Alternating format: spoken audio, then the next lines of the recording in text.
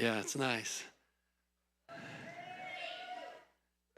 Hi, I'm Brent, and I'm about to take the full plunge. Before I was a Christian, my heart was hard, and I was hopeless of it ever softening. Over the years, I would cry out to God about coming home, and I always felt like He was saying, "It's not yet time." Looking back, I would have been a scene on the rocks with my hard heart, and I understand the feeling of it was not time. I ended up drinking heavily every day, except for when my children were in tow. In the beginning of 2018, I made a friend, and over the year, my heart began to soften. The father of my friend's children ended up being removed from his children's lives. This made me really look at what I was doing in my life that may affect my ability to see my boys. I started making changes immediately. This led to my heart being broken. I was a broken man, and drinking is how I coped. On October 5th, 2018, I went out and got drunk at one of my usual spots.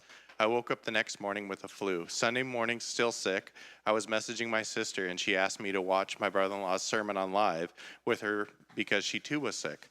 I joined her on live and enjoyed the sermon.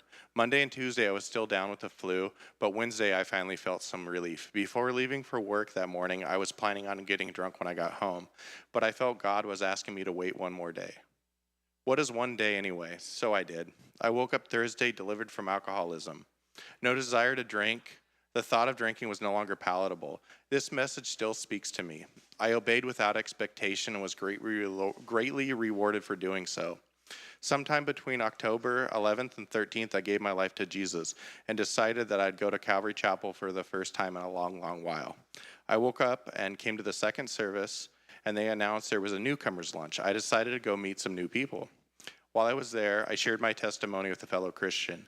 He told me he wished God would take drinking away from him because he had a couple beers every night. This really spoke to me because he was honest about his sin, and this is when I knew Calvary would be my home. Monday morning, I signed up for 2 Bible studies, and I pressured Pastor Matthew to let me in. I got into both Bible studies and have been going to them ever since. A week or so after starting Calvary, the sermon talked about never quit praying. I remember my sister telling me that she had been praying for me regularly for 20 years. My heart broke. It was at this moment that I realized how much my sister loved me.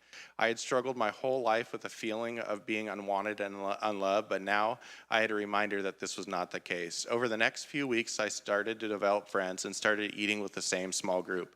Over the last few months, we've grown close, and I refer to them as my little church family. They are always there and full of so much love and support. I have developed so many relationships in the last 4 months. I am truly blessed and look forward to the evening meals all week.